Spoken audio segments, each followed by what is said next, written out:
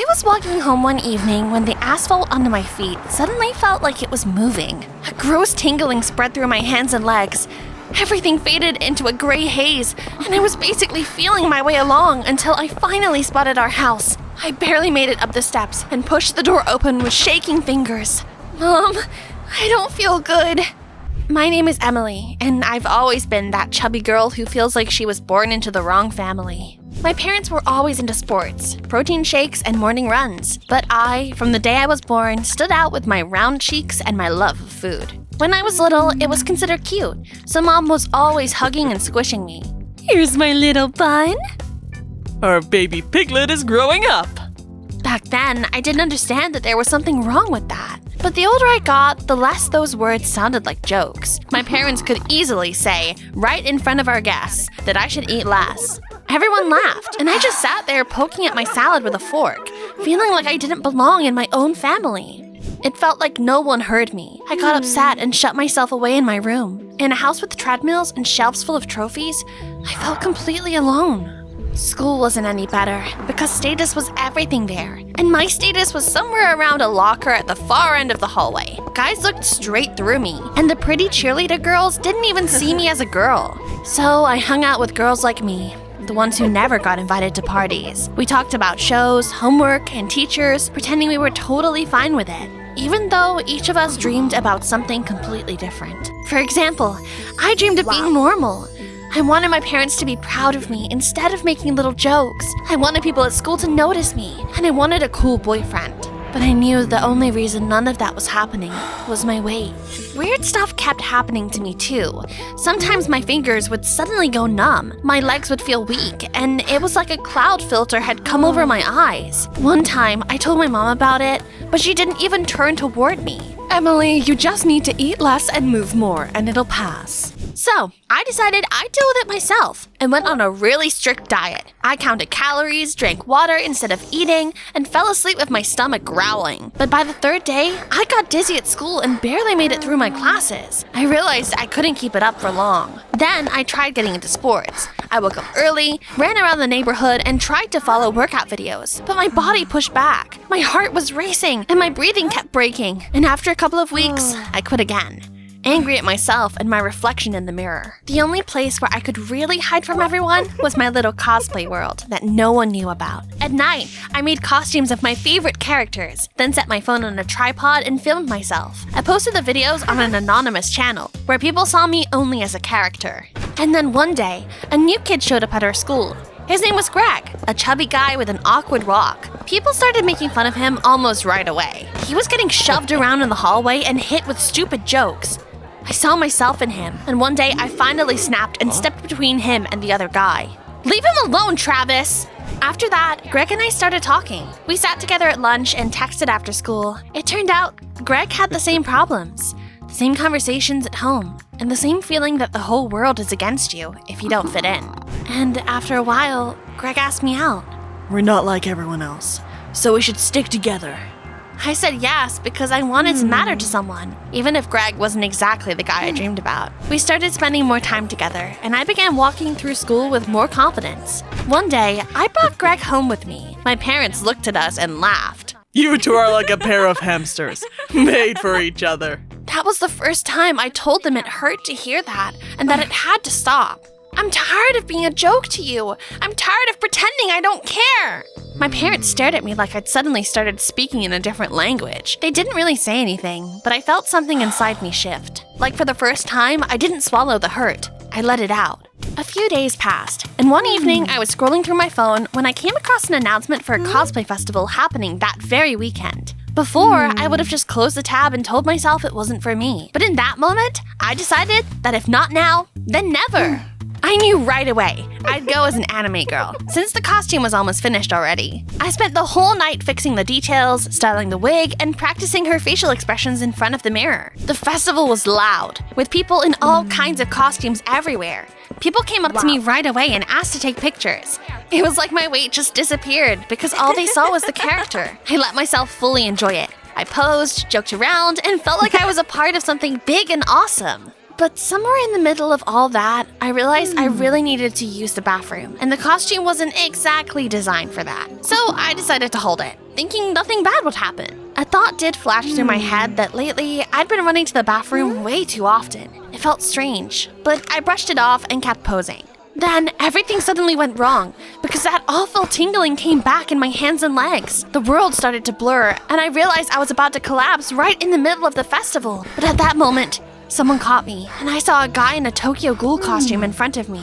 He quickly led me off to the side, sat me down on a chair, and helped undo part of my costume while I tried to catch my breath. I've got to go to the bathroom!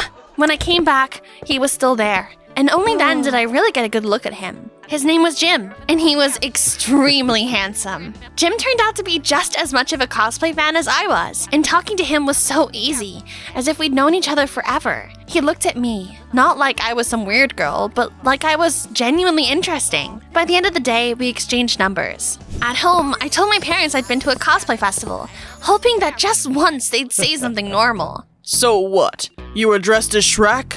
I shut down right away and decided not to tell them about feeling sick again, because I already knew what their answer would be. Lying in my room, I replayed every second of my conversation with Jim in my head. And then I got a message. Jim texted me first. I couldn't believe it, and we ended up texting half the night. You know, all my problems are because of my weight. Real beauty comes from the inside. Some imperfections just need to be accepted. Someone will notice your inner light no matter what. In that moment, I suddenly caught myself believing him and realizing I was falling for him. The next day, I walked into school in an insanely good mood. I decided I wouldn't hide anymore and would just be myself. But when I ran into Greg, I remembered that I actually had a boyfriend. I felt awkward, so I told him about the festival and how awesome it was, without mentioning Jim. Wow, that's really cool. Good for you. All day long, I acted braver, laughed out loud, joked around, and talked with my classmates. By the end of the day, I noticed that no one was laughing at my looks anymore. Even the popular girls invited me to a party, and a few guys told me I was cool. I walked home happy, thinking that maybe things were finally starting to change. But the next day, when I opened my locker at school, I suddenly saw a big, greasy burger inside. Snickering broke out around me. I realized someone had done it on purpose to make me look like a glutton. My good mood slowly faded. But it didn't stop there. When we walked into the classroom, we saw a huge drawing on the board with my name on it. The whole class burst out laughing, and something inside me just snapped. I grabbed an eraser and started wiping that horrible drawing away, feeling my hands shake and my throat tighten. And at the end of the day, I opened the school chat and saw a meme posted from an anonymous account. It was an edited photo of me. Comments kept pouring in, and even people who'd been normal toward me before were reacting and sending emojis. I kept running through possibilities of who it could be. I thought about the popular girls, who might have suddenly felt threatened by my confidence, and about my loser friends, who might have seen me as a traitor. During the break, I found Greg and dumped everything on him at once. The burger, the drawing, the meme, all of it. Emily, the world is cruel. We have to stick together because we are who we are, and no one is ever going to accept us. Even though his words sounded supportive, something inside me finally broke, and whatever confidence I had left just fell apart. I spent the rest of the day in silence. I sat through classes, kept my eyes down, and didn't joke around. I felt like that same gray shadow I'd always been. After school, I was walking home with my head down. Somewhere halfway there, it hit me again. My hands and legs started itching and tingling, and everything blurred in front of my eyes. I barely made it home and immediately told my mom that I felt sick. Sweetie, you just need to eat less. And that was it. I couldn't hold it in anymore because there was just too much buildup inside me. I unloaded everything on my parents. The jokes, the loneliness, school, and the fact that I was actually feeling sick, and then ran out of the house. I was so hungry that I could barely think straight, and only after eating a hot dog at the nearest place I started to feel better. I didn't want to go home, and the only place I could go was Greg's house because he was the only one who understood me. When I knocked, he was surprised, but he let me in. He introduced me to his parents, who nodded indifferently and didn't even really look at me. In his room, I told him that I had fought with my parents, and he started trying to comfort me. He said the usual stuff about how everyone around us sucks. Hang on, I'll grab something for you to eat. Greg stepped out, and that's when I noticed the same meme with my face on his laptop. I moved closer and saw that the anonymous account was logged in right there, and the meme had been made on that laptop. Greg, was this you? Were you the one messing with me at school? He didn't have any choice but to admit it. You changed! You got braver! You started going to festivals, joking around with classmates and getting popular! I was scared that one day you'd realize you deserved better and leave me. So you decided to put me back in my place? You have to understand, Emily. To everyone else, we're both ugly, and people will always laugh at us. We need to stick together. I looked at him and felt nothing but anger. You're definitely ugly, but not on the outside, on the inside. After that, I walked out of his house without looking back. I wandered through the night city, not knowing where to go anymore. In the end, I texted Jim and told him about the fight with my parents and how disappointed I was in the person I'd expected support from. I'm alone in the park right now. Don't go anywhere. I'm on my way. I stayed there, sitting on the cold park bench. About 10 minutes later, my body started demanding food so insistently that I couldn't ignore it. I decided I'd run quickly to the nearest place to eat and come right back. When I reached the diner, it was already dark and the doors were locked, so I turned around and kept running because my stomach was starting to turn, and every step felt heavier than the last. Somewhere halfway to the second place, the world started to spin. A thick fog dropped over my eyes, my legs went weak, and I suddenly realized I wasn't going to make it. I sat down right on the pavement by the wall of some store, leaning back and feeling completely drained. I was almost unconscious when I noticed someone standing over me. Through my blurry vision, I saw a weird guy leaning down and saying something, and then everything just went dark. I woke up in the hospital. I was lying on a bed with an IV in my hand and this hollow feeling in my head. The first thing I saw was that same strange guy sitting next to me. I noticed the pigment spots on his kind of familiar face. Who are you? You don't recognize me? It's me, Jim. Everything inside me flipped upside down. I couldn't believe he was the guy in the perfect cosplay look. I have vitiligo. Unfortunately, it's not curable. So at the festival, I just covered the spots with foundation and wore a wig. Of course you didn't recognize me. Jim said that cosplay is a way for him to be himself and, at the same time, someone else. And that he really understands what it's like to be different from everyone else. I saw your inner light back at the festival, and nothing can turn it off.